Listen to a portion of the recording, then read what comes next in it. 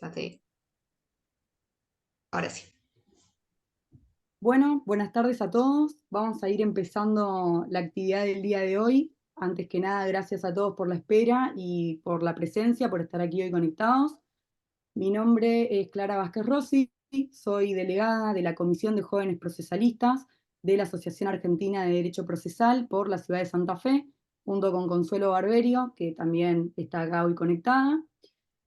Desde la delegación de Santa Fe pensamos esta actividad con todos los chicos en el marco del aniversario de los 10 años de la reforma que se dieron del cambio de justicia penal en la provincia de Santa Fe y la importancia fundamental que tuvo este proceso constituyendo un verdadero cambio de paradigma en el proceso penal. La idea del encuentro de hoy y también de la actividad que vamos a estar desarrollando el día martes que viene de forma presencial en la Facultad de Ciencias Jurídicas y Sociales, acá de la Universidad Nacional del Litoral, es volver a analizar este proceso y repensar el mismo a la luz de las nuevas reformas que estamos atravesando en la provincia, recientemente a través de las modificaciones que ha sufrido el Código Procesal Penal de Santa Fe, también con la sanción del juicio por jurados, la conformación de una Cámara de Ejecución Penal y la desfederalización del microtráfico, que ese va a ser el tema central del encuentro que sigue. Para ello y para el desarrollo de estos encuentros, para nosotros desde la delegación es un honor contar hoy con la presencia de Alberto Binder, quien ha dedicado todo su trabajo y esfuerzo en la reforma de los procesos penales en América Latina. Para ir dando inicio entonces al encuentro de hoy, en primer lugar le voy a ceder la palabra a Patricia Bermejo, que es la presidenta de la Asociación Argentina de Derecho Procesal. Patricia, también desde la delegación agradecemos tu presencia y te damos la palabra para la apertura de la actividad. Muy buenas tardes a todos y a todas. Muchísimas gracias, Clara, a la delegación y a todos los integrantes de la provincia por organizar esta actividad que plantea un tema tan importante, ¿no? Ya celebrando y analizando estos 10 años transcurridos desde la reforma al sistema de justicia penal en Santa Fe, implementado en el mes de febrero del año 2014. Que en su momento implicó un gran desafío histórico para transformar profundamente al sistema procesal penal, otorgándole, entre otras modificaciones, mayor visibilidad a la víctima y lograr una participación más activa en el proceso, logrando transparencia y publicidad. Mi agradecimiento a cada uno de ustedes por sumarse a este encuentro, que son quienes finalmente van a replicar estas ideas que el doctor Alberto Binder va a compartir con nosotros hoy. Mi agradecimiento especial al doctor Alberto Binder, un precursor en todas las actividades de la Asociación Argentina de Derecho Procesal, entre otras actividades importantes académicas en el país, y por supuesto, como él lo dijo antes de comenzar, también un gran motor para todas las actividades que organiza la Comisión de Jóvenes. También quiero aprovechar la oportunidad para agradecerles a los doctores Ignacio Alfonso Garrone y al doctor Dante Tovares, quienes también nos van a acompañar en los encuentros que prosiguen. Invitarlos a todos ustedes a participar en el próximo Congreso Nacional de Derecho Procesal, donde se van a seguir avanzando en estos temas, que se va a celebrar el 14, 15 y 16 de noviembre en Mar del Plata, donde esperemos que todos asistan con una actividad nueva que es la de los semilleros, dándole la oportunidad de poder participar en los congresos a todos los estudiantes de grado de las facultades de Derecho. Sé que muchos de ustedes son profesores, docentes, así que esperamos volvernos a encontrar en esa ocasión y además con los estudiantes que vayan a estar organizados con la ayuda que ustedes les vayan a brindar. Invitarlos a asociarse y nuevamente mi agradecimiento a cada uno de ustedes y al expositor. Gracias, Alberto, por participar y ahora te escuchamos muy atentamente. Muchísimas gracias. Gracias, Patricia. Y antes de cederle la palabra a Alberto, corresponde que sea presentado. Para mí es un honor hoy presentarlo. Voy a dar una versión extremadamente resumida de su currículum, porque así lo pidió. Alberto es doctor en Derecho por la Universidad de Buenos Aires, es el actual presidente del INESIP, autor de numerosas obras, asimismo, profesor de posgrado en la Universidad de Buenos Aires, director de la especialización en Derecho Penal de la Universidad de Comahue y también profesor invitado en más de una de carreras de especialización a lo largo del país. Principalmente tenemos el honor de tenerlo aquí siempre en la Universidad Nacional del Litoral, en la carrera de especialización en procesal penal que dirige Julio de Olazábal. Así que repito, este es simplemente una breve referencia a toda la carrera de Alberto Binder. Y ahora sí, sin más preámbulos, te escuchamos, Alberto. Va a haber un espacio al finalizar para las preguntas. Así que bueno, muchísimas gracias y toda tuya la palabra. Bien, bueno, el agradecido soy yo, en primer lugar a Patricia, a toda la Asociación de Derecho Procesal, que permanentemente nos mantiene unidos y discutiendo y divirtiéndonos también alrededor de estos temas, a la Comisión de Jóvenes Procesalistas, Clara, Consuelo, que han tomado esta iniciativa, que para mí es siempre una interpelación. Marta, que ahí te veo que estás, un saludo muy grande. Y bueno, vamos a tratar de aprovechar, voy a tratar de aprovechar esta exposición que yo tengo y después las preguntas para ver cómo podemos avanzar en una interpretación que sea por ahí más estructural, más de fondo de lo que podemos sacar de estos primeros 10 años de reforma en Santa Fe a la luz, pero sin ponerme específicamente a analizar las últimas reformas, de las cuales hemos participado, muchas las hemos criticado, ustedes saben, desde el principio hemos estado muy atentos a todo eso, y después, posiblemente, si ustedes tienen interés, podemos hablar de algunas de las reformas específicas hacia el final de las preguntas. Pero yo quiero, antes que no nos quedemos atrapados en este último elemento coyuntural, sino que podamos analizar los elementos de fondo, las líneas de fondo que se manifiestan inclusive en esta última reforma. ¿Mm? Eh, vamos estamos hablando de 10 años. 10 años es muy poco tiempo para un cambio de estas características. Yo sé que en esta época de aceleración de todos los tiempos, una década parece algo inmenso y tenemos expectativas siempre muy de cortísimo plazo. Pero en realidad, si ustedes ven el esfuerzo que le significó a nuestro país dejar atrás el sistema inquisitorial, que es un esfuerzo que toma más de 150 años. No es casualidad que lo que hemos estudiado todos en la primera asamblea constituyente que tenemos, la del 13, ya se está diciendo dejemos atrás el sistema inquisitorial, que es una de las rémoras de la colonia. En la constitución del 16, del 19, llega, fíjense, con la fuerza, a pesar de todo lo que significó la guerra civil en Argentina, con la fuerza con la que llega esta idea a la constitución del 53. ¿Mm?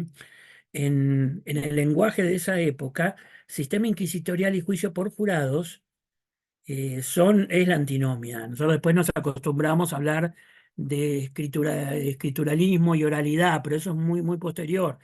En realidad, en el lenguaje de la Revolución Francesa, el sistema es irse al modelo inglés de jurados o quedarse en el modelo inquisitorial. Esa es nuestra tradición constitucional sigue así. Fíjense que después, 1870, con el código, el proyecto Florentino González es el modelo, ya estamos en la época de la codificación, se sigue insistiendo. Es un proyecto que hubiera cambiado la historia del país y se fracasa. ¿Mm? Se fracasa. Joffre siempre decía que su gran crítica, además de todas las críticas que tenía el código barrio, el código escrito, que hasta hace bastante poco tenía en Santa Fe, no solo que era un sistema antiguo, sino que lo habían hecho en 3 meses con tal de oponerse al proyecto de Florentino González Victorino de la Plaza, que era el modelo acusatorio que hoy estamos eh, conmemorando, festejando que ya lo pudimos poner en Santa Fe también y pronto va a ser en todo el país. Y de ahí en más, a pesar de que algunos constitucionalistas hablaban de la desuetudo y que se había abandonado, había jurado, no hay ley que más veces se pretenda poner en marcha que la ley de jurados, Domínguez, infinidad de proyectos que seguían viva la idea. Esa idea que después se fue, digamos, diluyendo en gran medida por el pesimismo que manifiesta el mismo Joffre. Recuerden que Joffre, que es el autor del primer proyecto de Buenos Aires y el primer proyecto de San Luis, que hace una semi-oralidad, dice, y cuando lo pretendían homenajear, decían, no, no, no, por favor, no, porque esto que están aprobando es una barbarie. A mí me vencieron los intereses creados, le está diciendo esto en 1910, 1920. Y de ahí se produce un cierto debilitamiento hacia los sistemas mixtos franceses, quizás por esta imposibilidad, hasta que le debemos, si a algo le debemos a Julio Mayer, es que Julio Mayer, no bien empieza la democracia, y dice, no, no, no, no. Nada de seguir con la vieja escuela de Córdoba y el proyecto Vélez Mariconde en el que estamos, sino que una nueva democracia reclama volver al proyecto constitucional. Ese es el efecto, ese es el gran aporte que Mayer, que mi maestro, porque yo aprendí, va a hacer en los primeros años de la democracia. Y yo he tenido la suerte ya en el año 85 estar trabajando, acompañando esas ideas y ese proceso y formándome en esas ideas.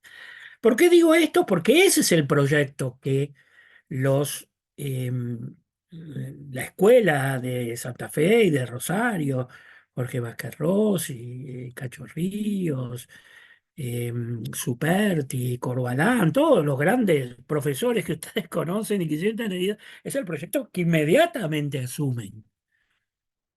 Que inmediatamente asumen. Es una idea muy clara y muy potente que no tenemos que abandonar para caer en los meros detalles de las reglas procesales. La nueva democracia reclama un cambio radical como ya lo habían hecho históricamente. Lean a estos maestros de los primeros años de la democracia y es explícito, es explícita esta idea. Esto es lo que nosotros seríamos absolutamente infantiles si creemos que un esfuerzo que arranca prácticamente desde los orígenes de nuestra patria o de nuestra república y tarda 180 años en llevarse adelante, luego en 10 años vamos a lograr que todo funcione mágicamente. No es así. Con esto no estoy haciendo nada que signifique una exculpación. Significa solamente entender y darle profundidad, densidad política histórica a la tarea que se realizó y que todavía está por delante. ¿Mm? Esto es lo primero que quiero que señalemos. Y fíjense ustedes que si esa concepción que vinculaba tan fuertemente a la justicia penal con la democracia se manifestaba en tres ideas fundamentales. Una, necesitamos nuevas herramientas para ser eficaces en la lucha contra la criminalidad y en la defensa de los intereses victimizados. Esa era la primera idea, porque no podíamos hacerlo como antes. La democracia ya no admitía que siguiéramos de esa manera. Dos, necesitamos una clarificación de los derechos del imputado y una defensa activa de esos derechos del imputado a través de el juicio de conocimiento y de los derechos del imputado reconocidos formalmente y de la aparición de la defensa pública. Tres, tenemos que resolver el problema de la legitimación judicial. Estos tres puntos que son centrales para entender todo el proceso de reforma en nuestro país y en América Latina, todavía no los hemos logrado. ¿Mm? Todavía no podemos construir herramientas eficaces para enfrentar las formas de criminalidad, ni hemos sido totalmente eficaces a la hora de defender los distintos intereses victimizados. Tenemos graves problemas, a pesar de que hemos avanzado en la defensa de los derechos del imputado, y seguimos teniendo problemas de legitimación judicial. Legitimación judicial en el sentido de que la sociedad confía en los jueces. Algo tan simple como eso, autoridad y confianza. Eso es la legitimidad en un sistema democrático. Es decir, que las tres tareas que están planteadas como el núcleo de la tarea que tenemos, que se proponía el proceso de reforma, siguen pendientes. Ahora, alguien dirá, esto es un fracaso. No aplican esas cosas. Esto es un proceso en marcha. Es como el Estado de Derecho en nuestro país. Habría que poner un gran cartel que diga obra en construcción. Estamos trabajando en eso. Estamos trabajando en este tipo de cosas y no hay nada más, un mayor aliciente que hoy ustedes y la Comisión de Jóvenes Proselitistas están tomando la antorcha para seguir con estas cuestiones. Si no, sería banalizar un esfuerzo que ha costado tantos años, tanta gente inteligente, tantos esfuerzos, tantas y, digamos, avances y retrocesos que hay. ¿Por qué elegí al mismo tiempo este enfoque, que me parece que es el mejor modo de honrar el proceso de reforma, mostrando la profundidad de sus objetivos y las dificultades en su puesta en marcha? Porque si nosotros ahora nos ponemos en el último punto de este proceso en Santa Fe, que son las últimas reformas al Código Procesal Penal, vemos que todavía está planteado el problema en estos tres niveles. Y está planteado el problema en estos tres niveles del mismo modo como venimos discutiendo en todos los procesos de reforma en los últimos 10, 15, 20 años, según cómo se hayan planteado en los distintos países. Y además, la reforma en sí misma nos está planteando la pervivencia de la pelea política que hay entre estos tres, en estos tres niveles, en cada uno de los países o de los sistemas.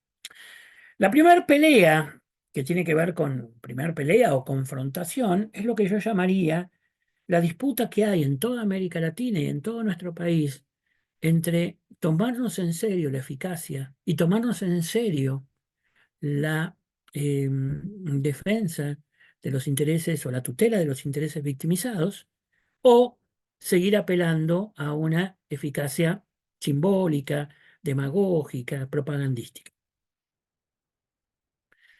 Si yo tengo que analizar la reforma tal como terminó saliendo, no la que termina mandando el Ejecutivo, tal como termina saliendo del Congreso, veo que ahí no quedó claro eso. Hay tantos elementos como para seguir pensando en la eficacia simbólica, demagógica, propagandística, autoritaria, como son el aumento de los 15 días de detención o ciertas normas que aligeran garantías muy básicas de allanamiento, que no tendría que decir, pero ¿alguien puede creer en serio que el problema de la eficacia pasa por esas cosas? ¿Mm? Como las discusiones absolutamente demagógicas, que porque aparece un menor sospechado de que mató a este, inmediatamente otra vez estamos discutiendo sobre la ley de imputabilidad. Pero hay una tendencia muy fuerte, en tratar de resolver los problemas de eficacia en términos de propaganda, demagogia, sin ningún tipo de efecto. Ahora, esto no quiere decir, porque acá sí tenemos que hacernos cargo de otro problema, que es la profunda debilidad de la concepción de la eficacia en los sectores progresistas, los sectores, llamémosle progresistas por ponerle un nombre general. Fíjense ustedes, volviendo a una idea que ustedes conocen, pero que yo siempre la repito porque si no, no tenemos claridad acerca de la densidad política de este principio. Todos estaríamos de acuerdo en que no podemos organizar una sociedad no violenta, una sociedad que no se rija por la ley del más fuerte, si no prohibimos fuertemente la autotutela de los derechos. ¿No es cierto? Decimos, no, prohibir la autotutela de todo aquel que causa un daño es un principio de organización de una vida social no violenta. ¿Mm?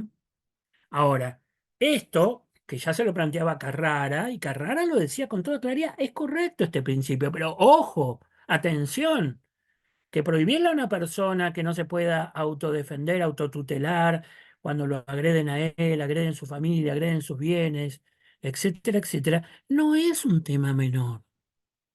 En el lenguaje de Carrara es una violación a reglas de derecho natural. Él es un racionalista y un naturalista, digamos. Hoy no usaríamos esas cosas, pero todos tenemos que tener conciencia que es, digamos, un tema importante, un tema que nos tenemos que poner en serio. Si yo prohíbo la autotutela, la contracara de eso es la tutela judicial efectiva.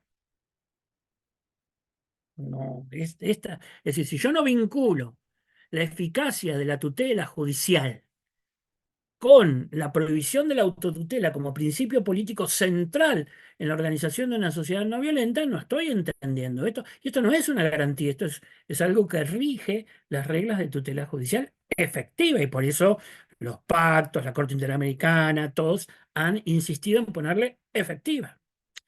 Obviamente, la mayor parte de la tutela judicial efectiva no se realiza en materia penal.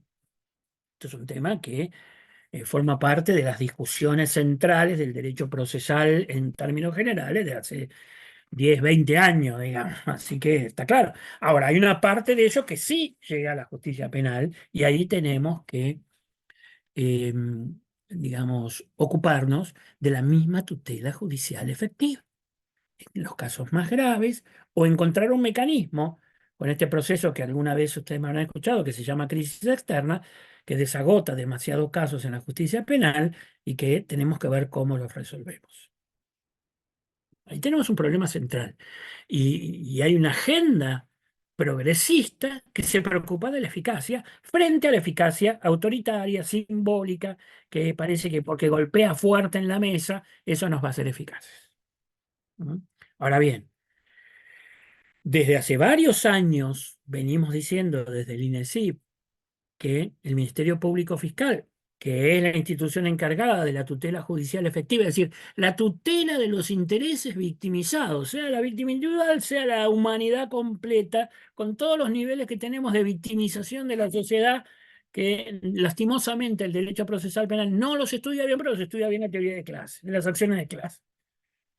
El individuo, el grupo, el barrio, el municipio, las ciudades más grandes, la totalidad de la provincia de Santa Fe, la totalidad de Argentina, la humanidad que sufre daños cuando se comete el genocidio. Son todos intereses victimizados y hay un continuo del cual yo me vivo resintiendo entre el sistema de responsabilidad asistida y el sistema de responsabilidad penal que nos ha llevado muchos extravíos a la hora de entender cómo juegan el conjunto de compensaciones reparatorias o no reparatorias. Pero eso, bueno, es un tema más teórico que siempre lo hemos discutido ahí en la especialización de la Universidad de ustedes del Litoral. Pero si nosotros analizamos esto desde el punto de vista de la eficacia, vemos que hoy día, si yo tengo que ponerlo como criterio general, desde hace años que lo venimos diciendo, que el Ministerio Público Fiscal, como gestor de los intereses victimizados, está teniendo una performance muy mala. En la gran mayoría del país, sacando alguna que otra provincia, el 90% de las causas no llegan a nada. En Santa Fe, el 95% de las causas no llegan a nada. Nosotros eso convertimos, lo estudiamos con lo que llamamos la tasa de salidas de calidad. Condenas, absoluciones, suspensión a prueba, acuerdos reparatorios. Es decir, alguna solución le di. No estamos hablando de la condena nada más, estamos hablando también de los acuerdos reparatorios, de formales o informales, todo lo que sea salidas. Bueno, fíjense en el ranking que nosotros elaboramos, Santa Fe viene con números bajísimos desde hace años. Bajísimos desde hace años. ¿Mm? Ustedes me dirán, este problema se va a resolver porque le da a la policía más facultades o le diga que en caso se detengan. No, realmente son tonterías. Ahora, hay una parte de la reforma que sí aumenta. Si yo aumento los casos de principio de oportunidad, metiendo fuertemente digamos, la reparación, la conciliación, la posibilidad de dar respuestas a casos, que se ha quedado corta la reforma última de Santa Fe, pero ponemos, si yo se hubiera necesitado hacer una muy fuerte reforma de la suspensión a prueba dentro de esto, aunque el modo como está resuelto la oportunidad de la conciliación funciona como una suspensión a prueba, porque hoy día la suspensión a prueba es la gran herramienta que tenemos para dar respuesta a muchos de los casos políticos criminalmente, la regulan las provincias, no olvidemos, ¿no? Ya el Código Penal es solamente una legislación subsidiaria. Pues esto parece que todavía no se nota, pero hace casi 10 años que el Código Penal ha dicho esto se regula por cada provincia, por cada código procesal. Es decir, fíjense ustedes cómo, desde el punto de la reforma, si yo la tengo que entender, otra vez está planteado estos dos tipos. ¿Nos vamos a tomar en serio la eficacia o nos vamos a tomar en serio o vamos a seguir haciendo como si somos eficaces y seguimos insistiendo con remedios que no funcionan? ¿Mm? Ustedes fíjense que si tienen una tasa inferior al 5%, al 7%, al 8%, al 10%, es decir, si yo digo el 90% de los casos que llegan a la justicia penal no llegan a ninguna solución, después lo puedo llamar archivo, desestimación, eso, esto es un gravísimo problema, es casi catastrófico. ¿Mm? Significa, y nosotros venimos hace muchos años diciéndole, miren que trabajar en serio la reforma significaba esto. Entonces, hoy día existen más, van a tener ahora más herramientas de tutela de los intereses victimizados más inteligentes. Ahora bien, hay otro tipo de problema, pero que no está mal resuelto en la reforma tal como lo resolvieron y que otra vez marca el punto de esta disputa, que la ley no termina saliendo, es decir, la ley esta que termina saliendo solamente, fíjense ustedes, es como un reflejo de los movimientos que ya existían y van a seguir existiendo, porque muchas de estas cosas reclaman cambios en otros lugares, no en las leyes. ¿Mm? Esta insistencia que se va volviendo patológica ante algún problema político criminal, un problema de tutela judicial, inmediatamente reformamos a la ley, es lo que llamamos nosotros la eficacia engañosa, la eficacia boba, la eficacia fantasiosa. Es decir, la ley no va a resolver ningún problema, ahora hay que ponerse a trabajar en las estructuras de trabajo, en los procesos de trabajo, en las prácticas concretas para poder aumentar ese nivel de eficacia. La otra cuestión que tiene que ver con este problema de la eficacia. Recuerden que nuestro objetivo era dotar a la democracia de herramientas nuevas, no autoritarias, para ser eficaz en enfrentar la criminalidad. Y todos sabemos que si seguimos trabajando caso a caso, con una visión burocrática, con lo que llamamos la investigación por oficios, etcétera, etcétera, etcétera, no vamos a lograr nada. Por el contrario, lo que estamos planteando hoy día es la planificación de la persecución penal, la concepción de desarticular mercados criminales, el uso de herramientas nuevas, la investigación por hipótesis, no burocratizada, las nuevas formas de trabajo entre fiscales y policías o entre fiscales en sí mismos, etcétera, etcétera. Si yo tengo que ver el proyecto de ley, ¿me da herramientas para eso? Sí, al mismo tiempo que me pone las otras que no se van a utilizar. Es decir, las herramientas buenas y las herramientas malas están en la misma caja. ¿Qué va a hacer el Ministerio Público de Santa Fe en el futuro? Es un misterio, que me gustaría que después lo discutimos. Pero en la misma caja de herramientas están las que me permiten seguir haciendo eh, cosas como sí, de tener más, etcétera, etcétera, usar algunos elementos escrituristas, todo lo que sabemos que es antiguo y no funciona y es un como sí, o también tengo la posibilidad de planificar y utilizar la oportunidad para planificar, la utilización de herramientas nuevas como agente encubierto, etcétera, etcétera, etcétera, que hay que utilizarlas muy bien y con mucho control y de un modo inteligente. Es decir, tengo mejores herramientas si quiero, tengo malas herramientas si quiero. ¿Mm? La cuestión quedó ahí planteada. Bueno, entonces ven que lo primero que yo les diría para ser sintético en esto y no extenderme más, es decir, que tenemos el problema de la eficacia, ha sido un problema central en el planteamiento de la reforma.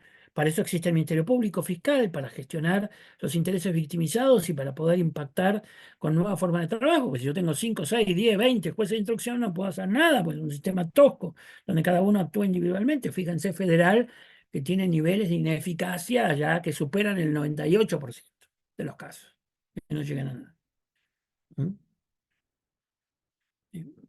Y ese objetivo central puesto al inicio en la visión profunda de la reforma sigue estando vigente, se ha dado un paso más, se ha dado un paso que es normativo. Ahora tenemos que ver si con ese marco normativo nos vamos a tomar en serio o vamos a seguir atrapados en el trámite, en el expediente, en empujar las cosas, en no tener objetivos, en hacer planificaciones falsas, en no establecer reglas de colaboración, etcétera, etcétera, etcétera. Esto está. No creo, en ese sentido, le vuelvo a decir, esa sería mi visión. La última reforma pone en la misma caja herramientas buenas y herramientas malas. ¿Se puede construir una nueva política de persecución penal con las herramientas que ahora tengo? Sí, se puede. Después me gustaría escucharlo a ustedes acerca de qué expectativa tienen respecto de lo que ocurre en Santa Fe. Ahora bien, vamos al segundo elemento. El segundo elemento, que era digamos, la clarificación del sistema de garantías y su eficacia. Fíjense ustedes que en 10 años hemos tenido una clarificación de los derechos del imputado y de las garantías básicas muy fuerte. Cuando uno ve el desarrollo que hoy día está en otra etapa de este punto en el modelo norteamericano, es lo que hay una época que es la que más o menos tiene que ver con los 70, los 60, los 70, época de los derechos humanos, que es lo que se llama el universo de Miranda contra Arizona, donde en el mismo modelo norteamericano están clarificando derechos, porque venían de una etapa de una gran brutalidad policial, de una gran, digamos, afectación de libertades públicas. Hoy ellos están por fuera de la época del mundo y los teóricos de allá lo dicen, ¿no? Ya no estamos más en el universo Warren, sino que otra vez estamos con los problemas de brutalidad, racismo, esas cosas. Ven cómo todos los sistemas se mueven en ese sentido. El proyecto de la oralidad era un proyecto de clarificación elemental del sistema de garantías. ¿Ah? Y aquí otra vez vuelvo a lo mismo. Otra vez volvemos a la cuestión. Si uno lee la reforma, se dan cuenta que hay muchos elementos que se tratan de resolver por vía normativa que uno no entiende por qué ocurrieron esas cosas así. Pero si yo lo proyecto sobre lo que está ocurriendo en todo el país y en toda América Latina, pasa algo parecido. Es decir, la oralidad no nos la hemos tomado en serio. Fíjense ustedes, no tengo ahora en la mente los números de Santa Fe, pero también hicimos otro ranking de investigación muy concreta, que es medir las horas de audiencia de un juez. ¿Cuánto tiempo pasa por mes un juez en la sala de audiencia? ¿Mm? El estándar, estuvimos estudiando en otros países, es mucho más alto, digamos. Un juez en los Estados Unidos, sobre todo en los Estados Unidos, que tomamos más de referencia, tiene un estándar de unas 5 horas por día de audiencia. Es decir, que eso da como unas 100 horas por mes. Sentado en la sala de audiencia, que es donde tiene que trabajar el juez.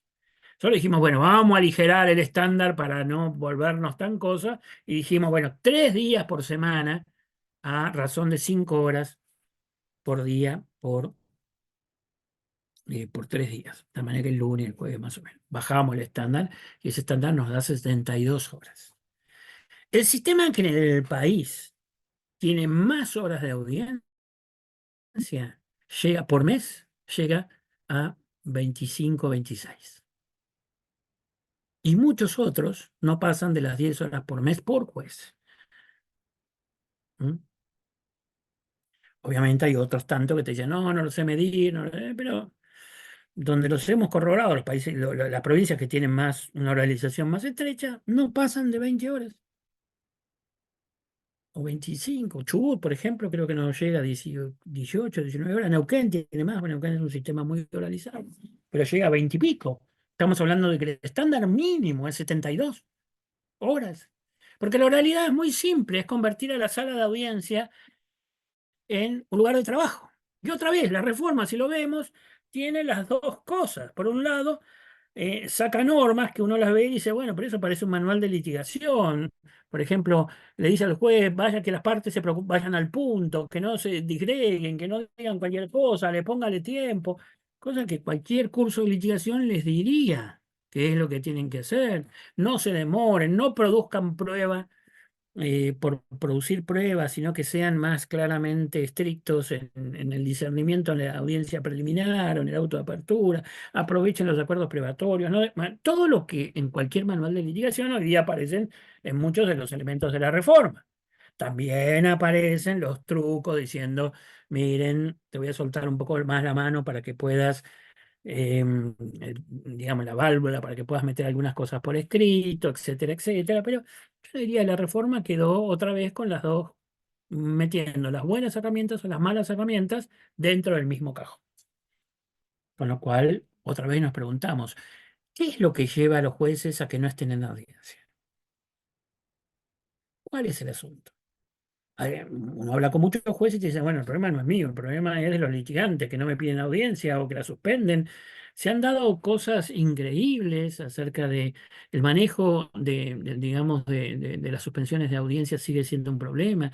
Se han creado las oficinas judiciales, que es un enorme avance, otra vez en la reforma de la modernización en los Estados Unidos, la creación de este tipo de oficinas es una de las grandes reformas de los años 60. Está bien, nosotros las hicimos en los 80 y 90 o 2000, no importa, pero es el mismo problema, porque tenían también un problema de trabazón. Ahora, las oficinas judiciales están volviendo a trabarse porque vuelven a trabajar sobre una especie de paradigma del secretario, con lo cual son un mega secretario, en vez de darse cuenta de que hay un modelo de organización totalmente distinto.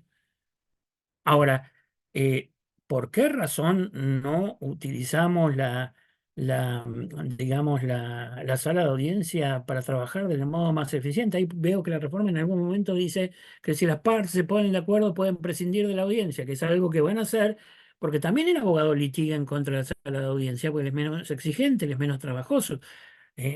Por más de que esto signifique volver a la oscuridad de todo este tipo de elementos. ¿Por qué hemos dejado que la oralidad la oralidad es un gran tema, pero la oralidad no solamente es publicidad. No, no, no. La oralidad es una forma de litigio, es una forma de tomarse en serio la verdad. Acá tenemos digamos, hay como dos corrientes, inclusive hoy en el derecho probatorio. Una que cree que el llegar a la verdad de los hechos es una especie de, digamos, de proceso interior, de conocimiento, de proceso cognitivo del juez, y que por lo tanto las partes hay que limitarlas, desecharlas. Esto influye mucho más en el proceso civil, pero hay otro penalista que lo toma porque mienten, porque tienen los intereses, etcétera. Ese es el modelo inquisitorial clásico, donde,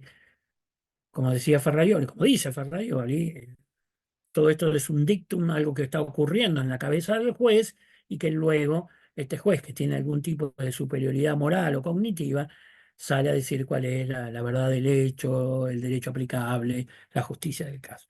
Ese no es el modelo que tenemos en el proceso penal, pero no es un modelo distinto porque tiene que ver con una tradición milenaria distinta, que es que la mejor forma de llegar a todas estas cosas es a través de la dialéctica, de la discusión.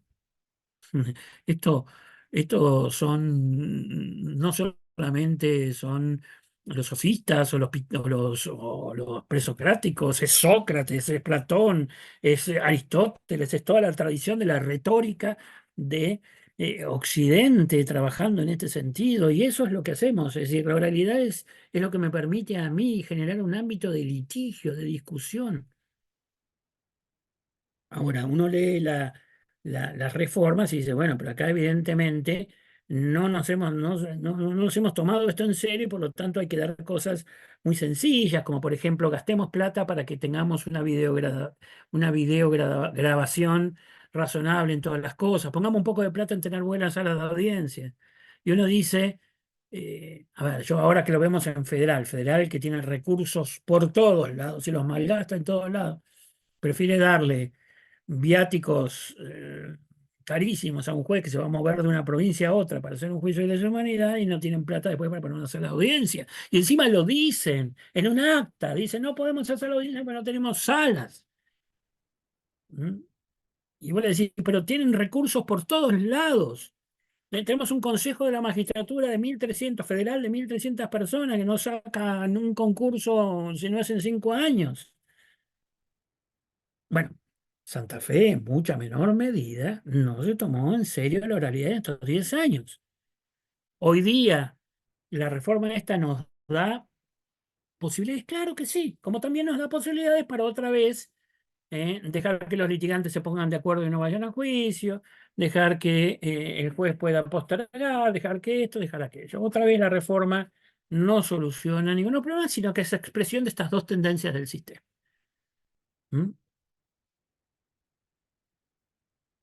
Y, y en tercer lugar, tenemos esta, recuerden que, bueno, entonces ven cómo la oralidad, sería muy largo ponernos a ver qué tal impacto esto tiene en la defensa pública y las reformas. Bueno, dejemos eso para después analizarlo más en concreto para preguntas. Pero después tenemos el tercer problema de la legitimación. Y aquí otra vez tenemos un elemento que tenemos que valorarlo en un sentido y en el otro. Da a la reforma posibilidades que los jueces vuelvan a esconderse en formas escriturarias, que son formas de no publicidad, de no presencia, sí, les da la posibilidad. Otra vez, retroceso, es decir, retroceso en ese sentido. Pero al mismo tiempo aparecen los jurados, que es el gran recurso que nosotros hemos comprendido al fin, que es el que nos resuelve en materia penal uno de los problemas graves de legitimación.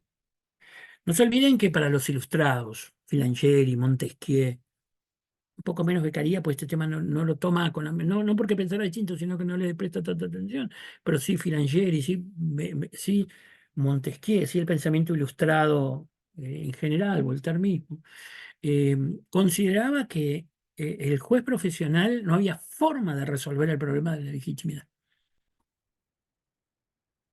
El juez profesional para ellos era siempre una persona que generaba desconfianza. Pinochet tiene palabras muy duras. Tener un sistema fundado o que se sostiene en personas, fíjense la frase que usa Filangieri, cuyo único oficio es juzgar a los demás. Es un sistema odioso para cualquier pueblo que quiere proteger su libertad. Palabras muy fuertes, Filangieri. Carrara mismo tiene palabras muy fuertes sobre lo que él llamaba los jueces a sueldo. ¿Mm? Es decir, que otra vez acá tenemos un momento en el cual se vuelven a poner sobre el tapete del proceso de reforma como proceso social dos tendencias.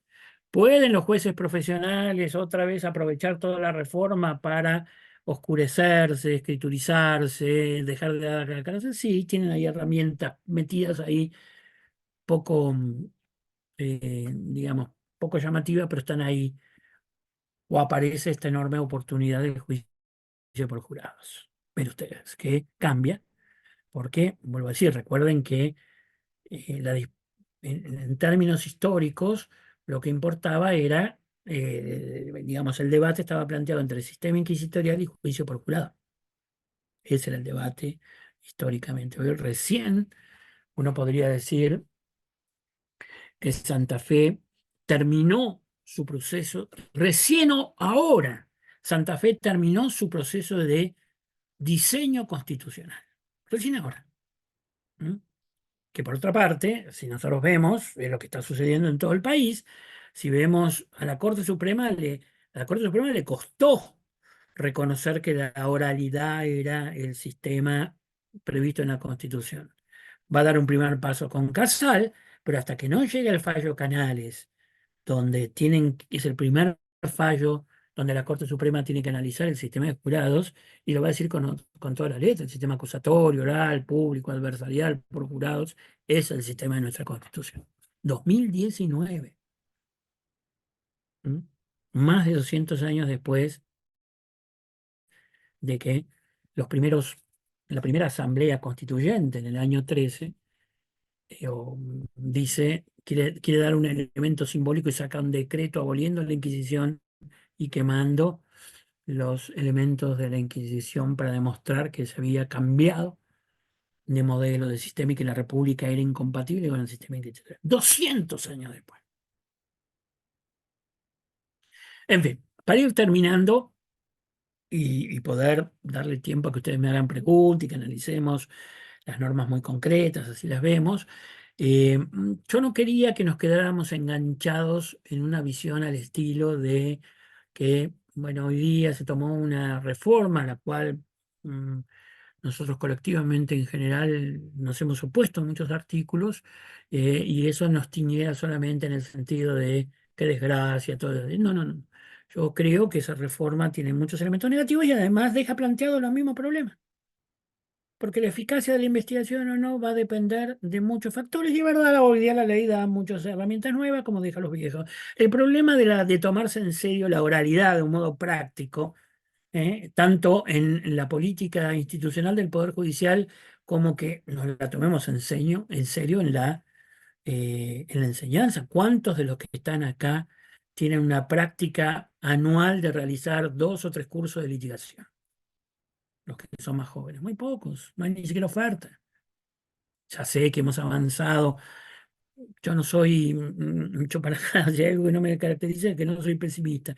Hemos avanzado, pero quiero que marquemos este tono que quería darle de que estamos en construcción y tenemos entrar en una nueva etapa de construcción donde también tenemos herramientas que nos van a permitir salir para adelante de estos nuevos problemas que, como repito, siguen siendo eficacia de la investigación en el sentido de tutela eficaz de los intereses victimizados, ¿no? De persecución penal estatal para tener una sociedad de súbditos obedientes.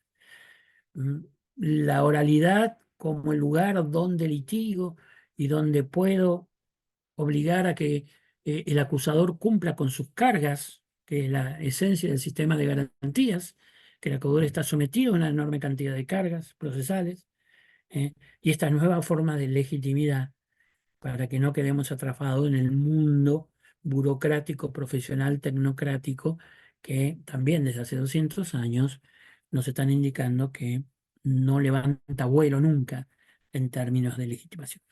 Ese es el tema, no sé si he podido ser claro, que como yo me situaría frente a estas nuevas reformas que se han dado en la provincia de Santa Fe, donde hay elementos de retroceso, pero no solamente hay elementos de retroceso, y hay mucho de lo que llamamos fetichismo normativista, es decir, de creer que sacando 3 o 4 leyes vamos a poner problemas que están planteados en la realidad del funcionamiento de la justicia penal santafesina y de todos lados, porque no nos olvidemos que una cosa son los diseños de modelo y otra cosa es la justicia penal que se concreta todos los días por el accionar coordinado o no de cientos o miles de personas. Bueno, esto es lo que quería señalar. Espero haber podido transmitirles con claridad la perspectiva y a partir de ahora quedo a disposición para que discutamos problemas concretos o lo que ustedes quieran debatir. Muchas gracias. Bueno, Alberto, desde ya agradecerte, impecable la exposición y tu análisis. Y dejamos abierto a quien quiera hacer preguntas, sea solicitando la palabra o a través del chat.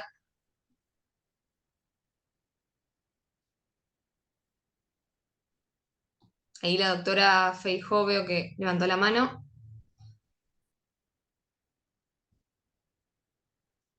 Pero tiene que aprender a... Ahí ahí está está. el micrófono, Tengo que encontrar el el aparatito. micrófono. ¿Cómo estás, Alberto? Hola, ¿cómo estás, Marcel?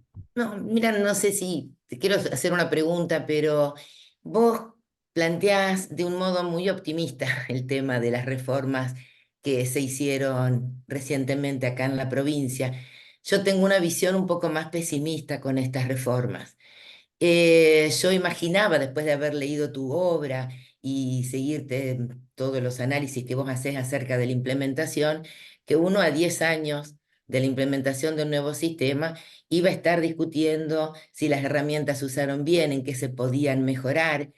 Y yo veo, vos decís el sistema constitucional está terminado, pero veo que con esta reforma lo que se terminó fue avalando las malas prácticas que ya venían en estos años de implementación, porque la verdad que los jueces y los fiscales hemos hecho bastante poco para cumplir con las expectativas de la reforma.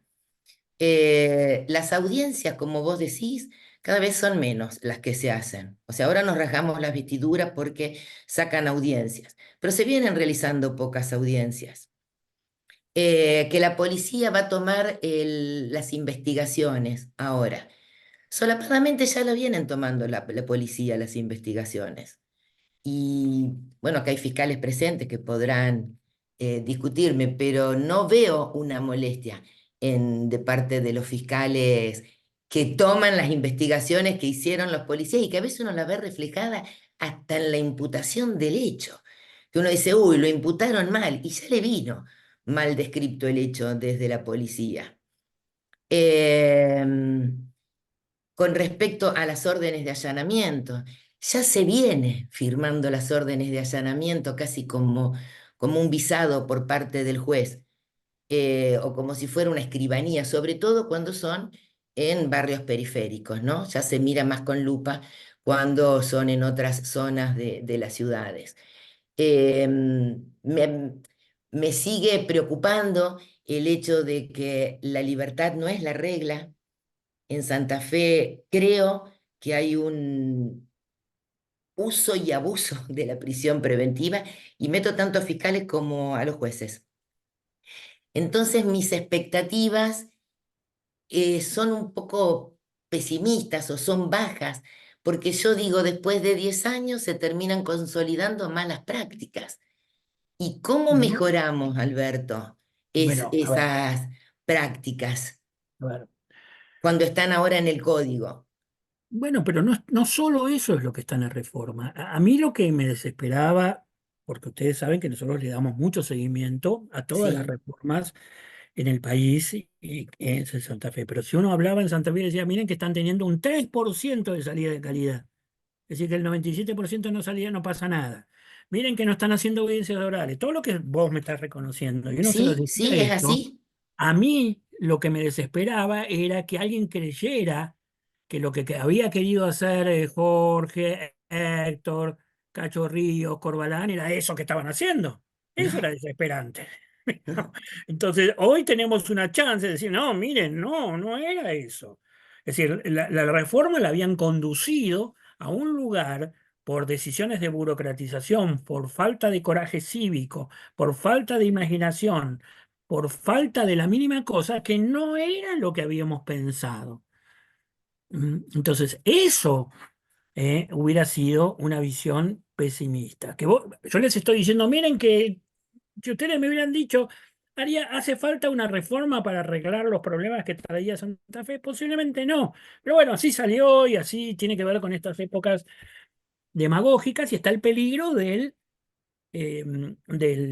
fetichismo normativista, porque, a ver, la doctrina constitucional de la prisión preventiva restrictiva está fijada por la Corte Interamericana, por la Corte Suprema.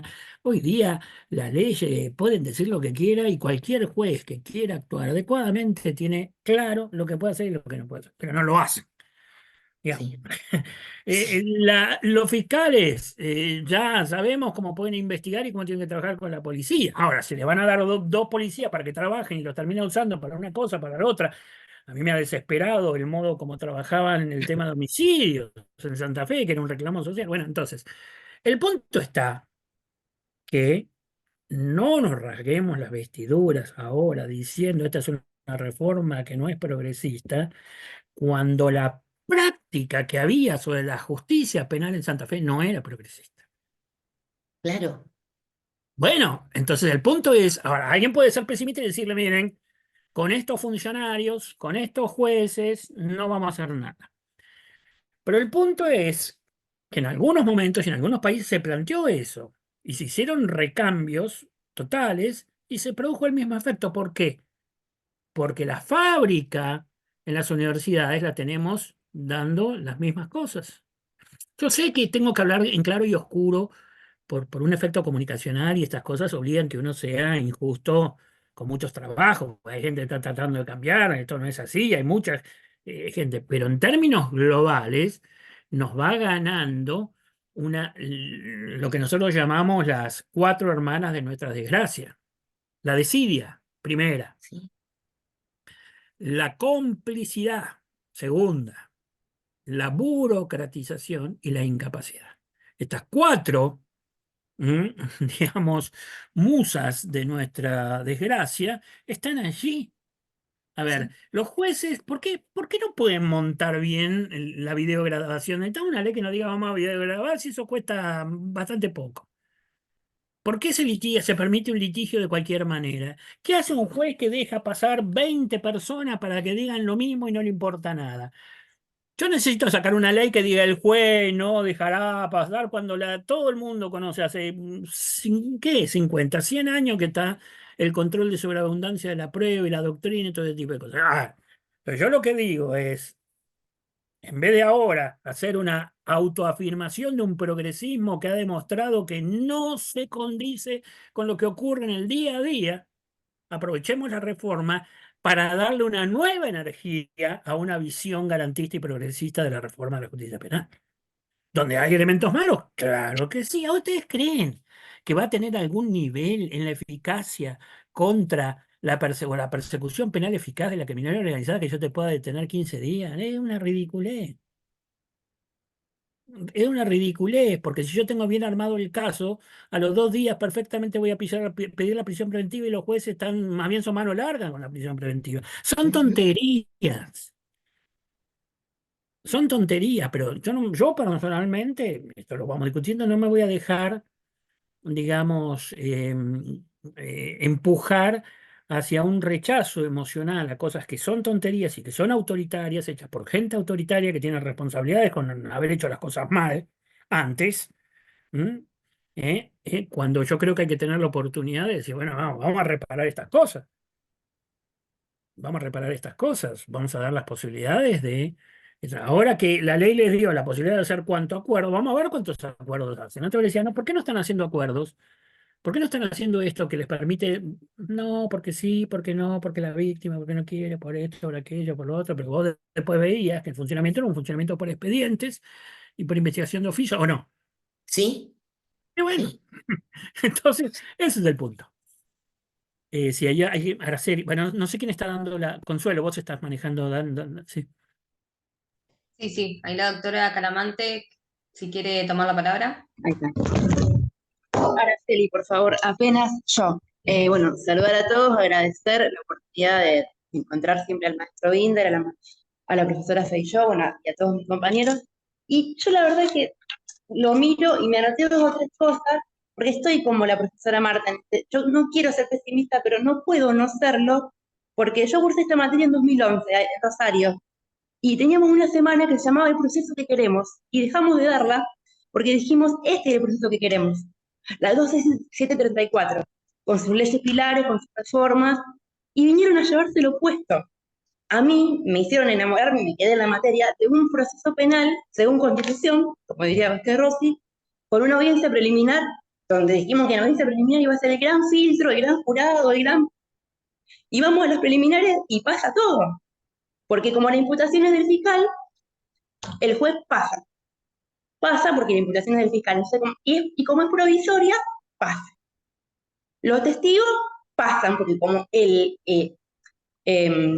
digamos, espacio natural para dirimir las cuestiones entienden los jueces. Creo que los jueces han renunciado a ser jueces de garantía. La imputación es del fiscal, si pide la prisión preventiva, bien.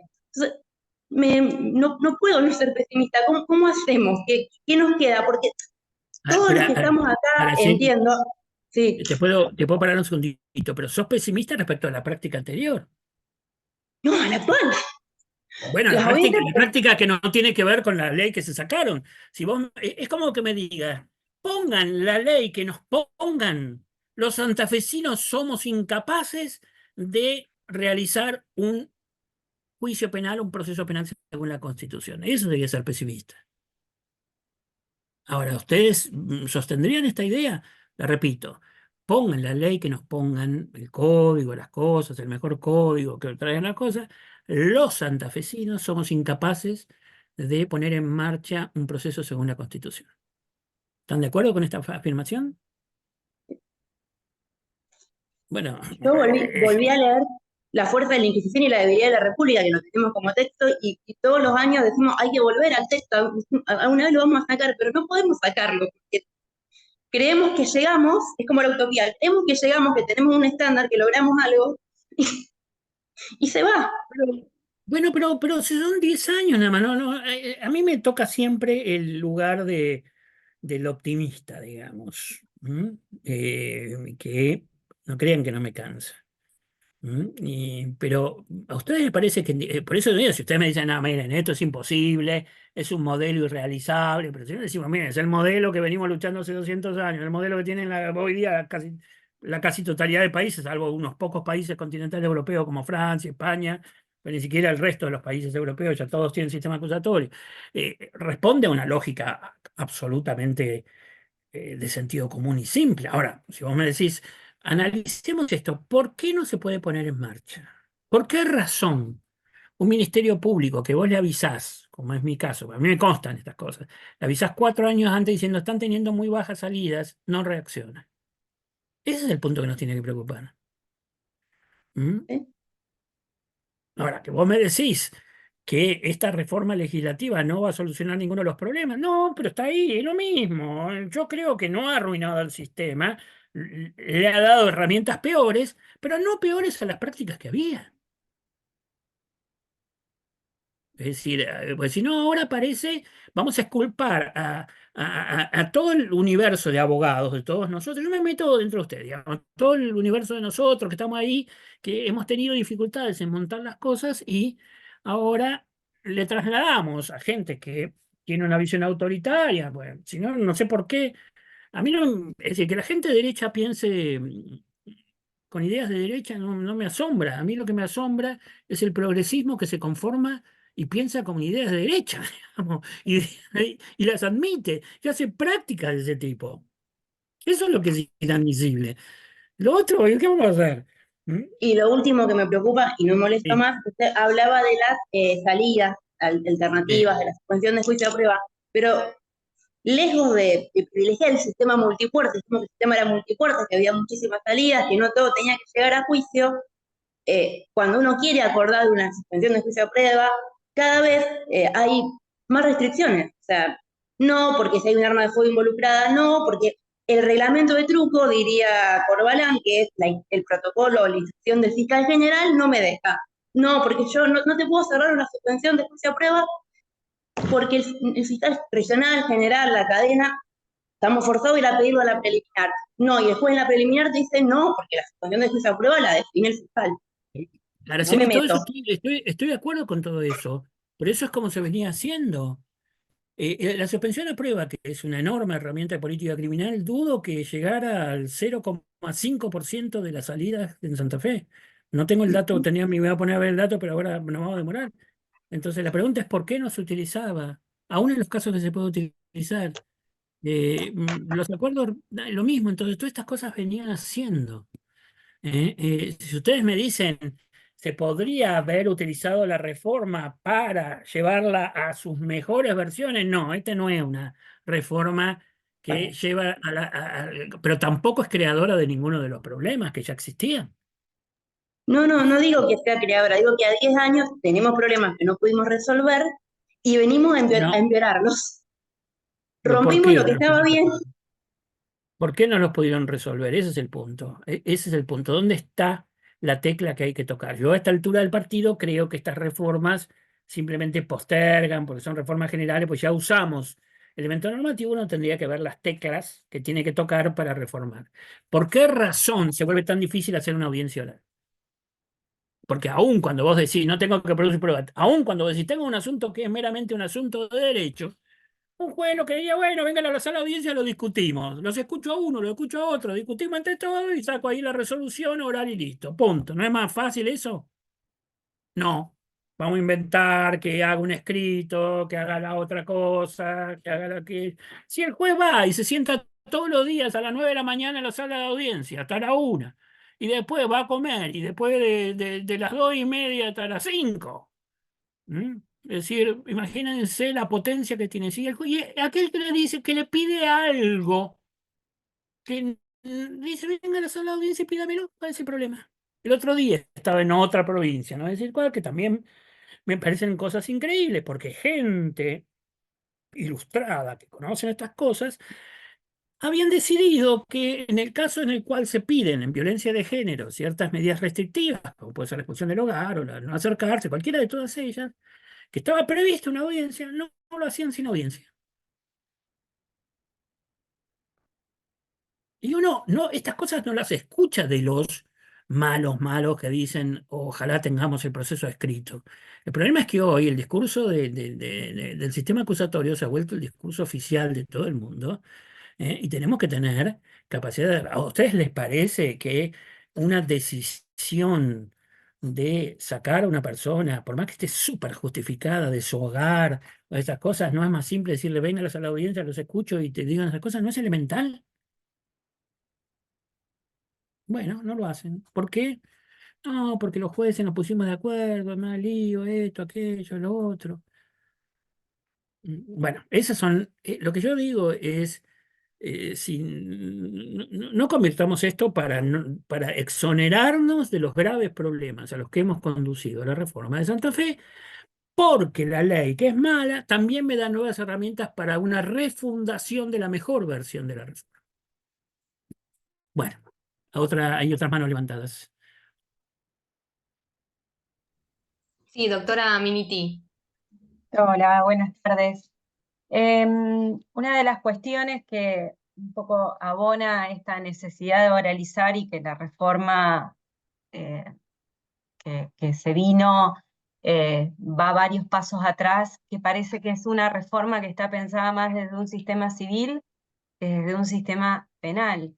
Digo porque llevó al extremo esta lógica de el proceso de donde no hay controversia, no hacemos audiencias, al punto en que una medida cautelar que no está controvertida ni siquiera tiene un control de garantía en la oralidad de si el imputado está comprendiendo lo que efectivamente su abogado firmó y él tal vez firmó. Que eso solamente se puede garantizar con la inmediación, la oralidad y estar seguro el magistrado o la magistrada de que efectivamente quien va a sufrir en menor o mayor medida la cautelar comprendió lo que su abogado le explicó. Y me parece que es más una lógica del sistema civil de, bueno, nos ponemos de acuerdo y te lo presento a manera de escribanía, que una lógica de garantías, que es un poco para lo que está el juez de una IPP.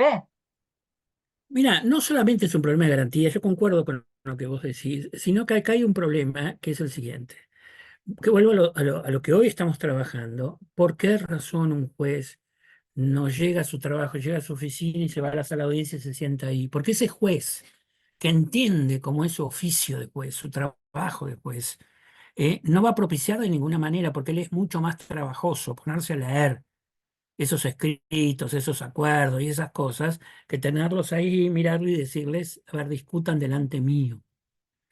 Pero los jueces que hoy tenemos no hacen eso. ¿Por qué? Muchos por desidia, porque se van dejando. Otros porque quieren volver a la delegación de función. ¿Ya? Entonces, ahora, la tendencia te vuelvo a decir, de un estándar light de 72 horas, el que más hace en el país hace 19 por mes, 20 por mes. Por mes. ¿Mm? Entonces, el punto está que digan lo que digan las leyes. A mí me parece muy mal que, ojalá, si hubiéramos tenido una reforma virtuosa, hubiéramos dicho siempre, el juez tiene que estar, ya que sacaron la reforma constitucional, el juez tiene que estar sentado de 9 a tarde. Y si no tiene nada que hacer, bueno, que lea sentado en la sala de audiencia, hasta que venga alguien, para cambiar esa práctica. Pero nos damos cuenta de que, diga lo que diga la ley, la cuestión está que los jueces están más cómodos con el escriturismo. Porque yo conozco sistemas que no tienen esta norma, que hacen exactamente lo mismo. Y si esta norma hoy se empieza a difundir, la mayoría de los jueces de garantía van a estar felices porque está ahí otro problema. Los abogados litigan mal y los jueces no le prestan atención al litigio. Muchos de ustedes litigarán, ¿no han tenido esta sensación de que van a juicio oral y los jueces no están escuchando a nadie? ¿Mm? Yo el otro día me peleaba, no sé, con buenos jueces y le decían, usted no puede estar ahí en el juicio con la computadora, usted tiene que estar escuchando las partes, estando atento, dejen, para eso hay otra gente que lo está tomando, registrando cosas. Bueno, pero estas son las dificultades profundas de la oralidad.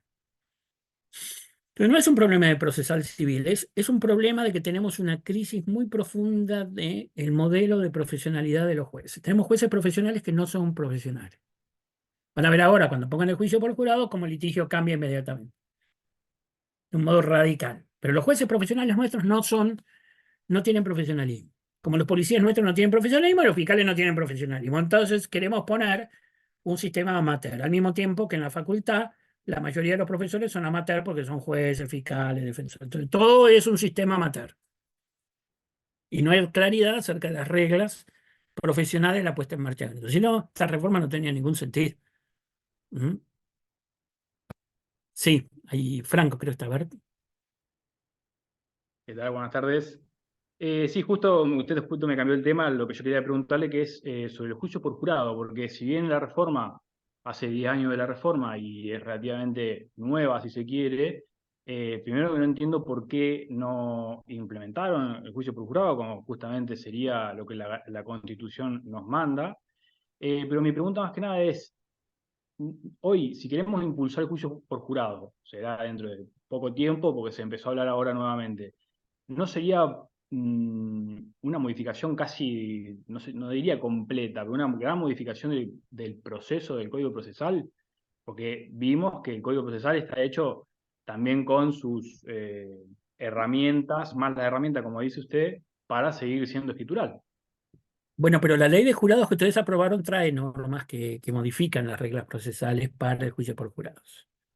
Pero ahí van a ver, porque ustedes me dicen, los jueces hoy de la audiencia preliminar, que tenemos un problema en todo el país, con reforma, sin reforma, todo el país, ¿qué es lo que pasa? Como ellos no tienen que hacer el juicio, no se toman en serio el trabajo y mandan a juicio todas las cosas. Ahora, como juez de jurado, el juez que va a ser sorteado por el jurado, que es el que resuelve la audiencia preliminar, es el juez que va a estar en el juicio, van a ver cómo cambia el discernimiento de prueba.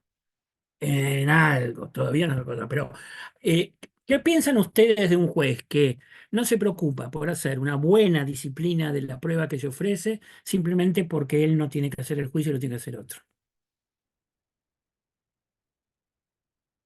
Es como si un médico hiciera eso porque él no es el que opera y no le hace los estudios previos ni le da la vitamina necesaria, los remedios antes al paciente y dice yo ya no lo opero, ¿qué diríamos de ese médico?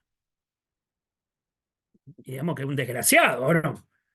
Que es un improvisado, bueno, pero nosotros un juez que no se preocupa, y entonces viene, porque vienen después un defensor y dice, objeto del allanamiento, te va a venir los 20 policías que hicieron el allanamiento, que la mitad no tienen nada que decir, después digamos, se desisten en el medio del juicio y ya antes lo citaron. Otro día estaba hablando con un juez que le dijo a la oficina judicial, che, acá presentó este juez, me mandó un montón de pruebas, ¿por qué no averiguás bien con las partes? Pero me parece que van a desistir mucho. Obviamente que había hecho la oficina judicial calcular 10 días de juicio, cuando el tipo decía, esto no va a ser 10 días. Entonces dejan los 10 días, y la oficina judicial se negaba a llamar a las partes para decirle, che, ¿cuántos testigos van a venir en serio? Así programo el tiempo.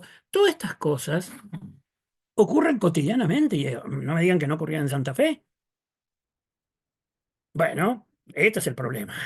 Esa es la contrarreforma. Esa es la contrarreforma, se instaló en las prácticas cotidianas que desnaturalizaron el sistema que fue diseñado para Santa Fe. Ese es el punto. ¿Mm? Entonces, yo ahora ser otra vez decir que esta reforma tiene un montón de cosas malas, sí, pero ese no es el problema. El problema es que está instalado este fenómeno que nosotros llamamos reconfiguración institucional, que es la contrarreforma, está instalado en Santa Fe desde hace años. Inclusive por fiscales y defensores que van a la universidad a hablar de los buenos principios del sistema acusatorio. Ah, no, entonces no. No. Yo creo que Perdón, también, doctor. más allá de a quién hayan elegido de presidente, que está en las antípodas de lo que yo pienso, yo creo que la sociedad ha dicho, basta de este juego hipócrita. Opino solamente esto y yo tuve la suerte de trabajar, soy empleado por judicial y trabajé tanto en la defensa como en la OGJ, y hoy en día estoy trabajando en la fiscalía, y no es el problema de la ley, sino que es el problema de las malas prácticas de los funcionarios. Y doy fe de eso, es verdad. Ahí está María Macarena.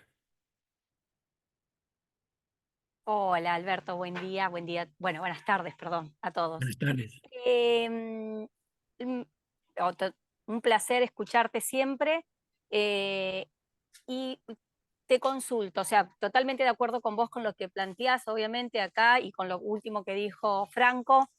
Precisamente, yo no hablaría de funcionarios, sino hablaría de operadores jurídicos, porque también yo como defensora particular hago, digamos, si bien en mi caso particular intento capacitarme todo el tiempo, de hecho el año pasado estuve en la Escuela de Defensores Penales de INESIP, y todo el tiempo estoy tratando de capacitarme en lo que es litigación, porque entiendo que es a donde debemos apuntar para mejorar un sistema, debemos mejorar nuestra actuación. Y todas estas malas prácticas que vienen obviamente instauradas hace muchos años, van más allá de lo que normativamente está regulado.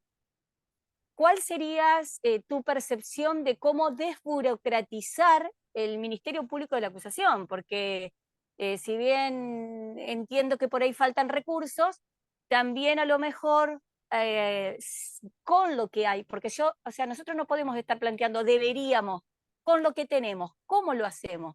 ¿Cómo vamos para adelante? Yo como defensora particular trato de capacitarme más para poder mejorar la calidad defensiva. ¿Qué es lo que vos podés aportar, Alberto, con respecto a cómo desburocratizar el Ministerio Público de la Acusación?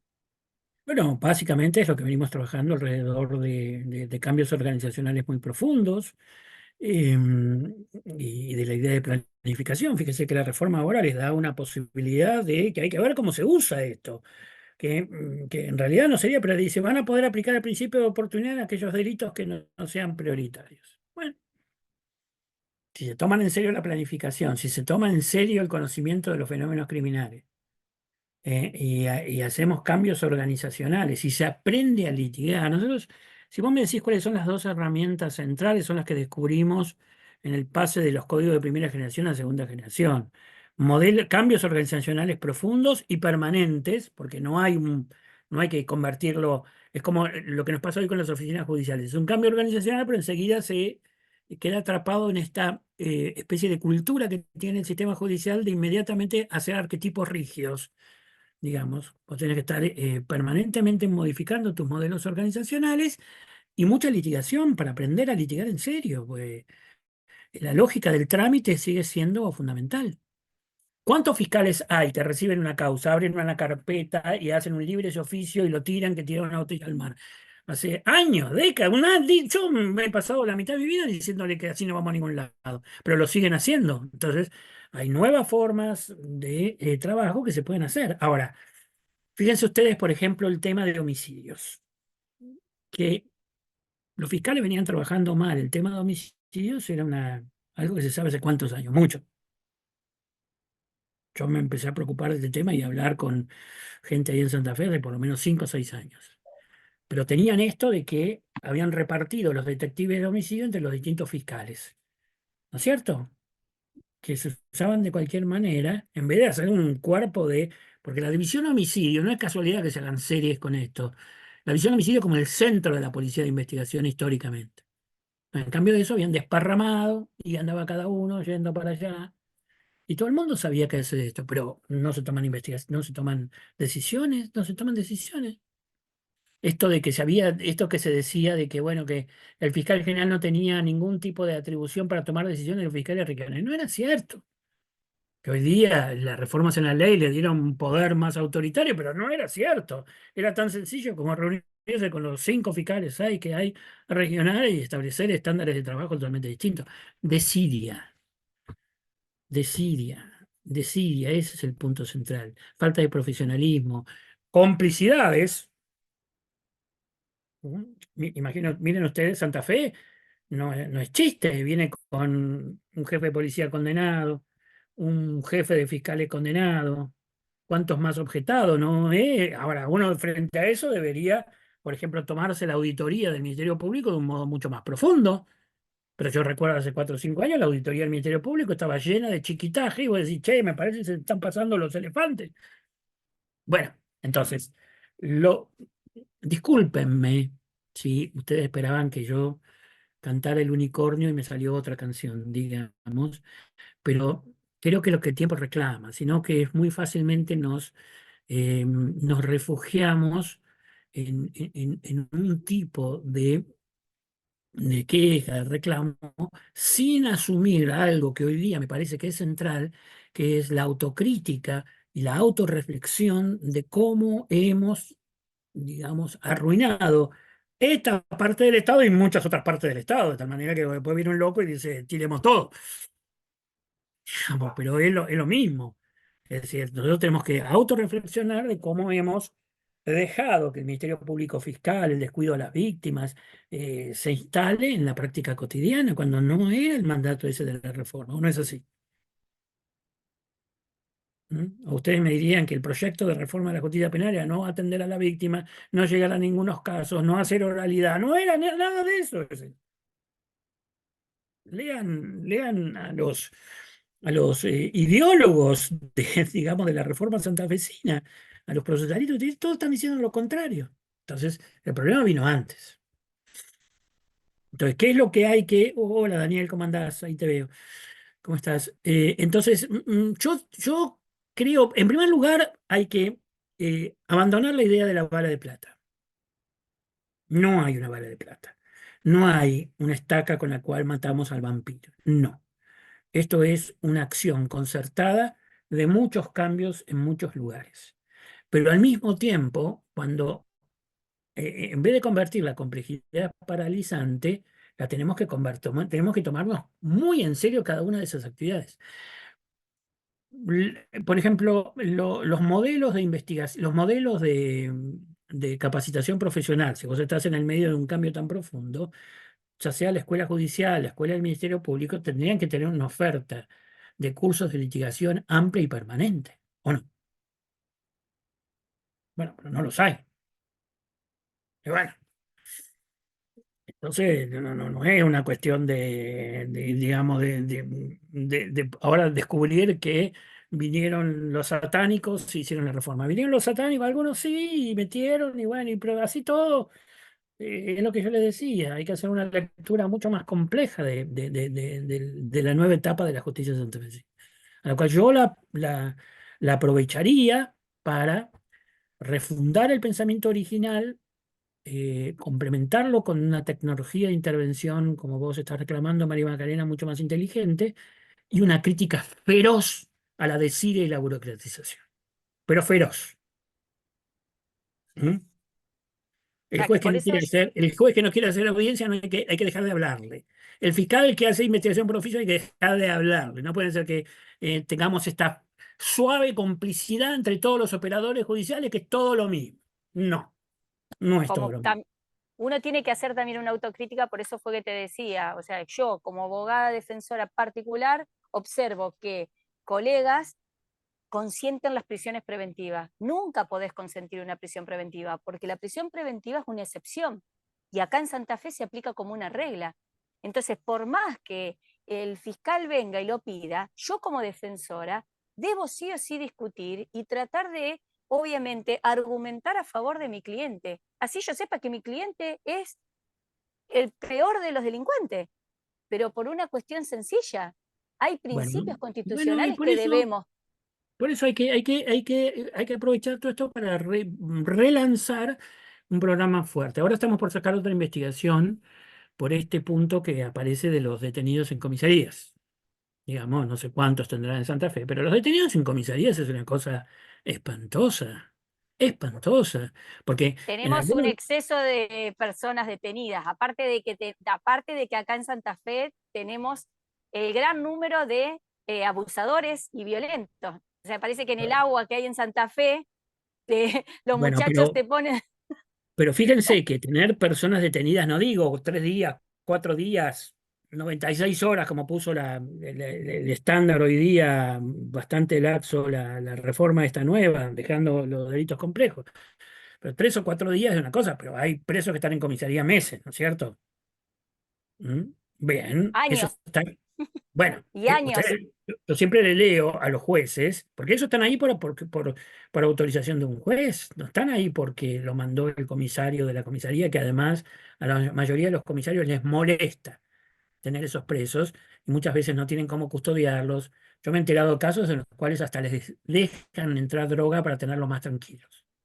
Bien, pero fíjense que la Constitución nuestra no solo hace responsable al juez, sino que usa una frase que estamos hablando de 1853, por eso ya viene de 53, y que dice que es responsable personalmente el juez que, so pretexto de precaución, es una frase, la única vez que la usa la Constitución, se ve que ya tenía historia.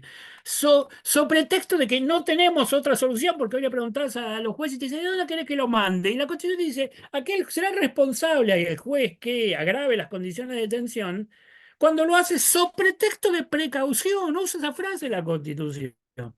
Y nosotros ahora tenemos que convivir con jueces que no les importa tener a detenidos meses y meses y meses en una alcaldía que es una cosa que ni siquiera a veces tienen baño. Bueno, me parece que basta.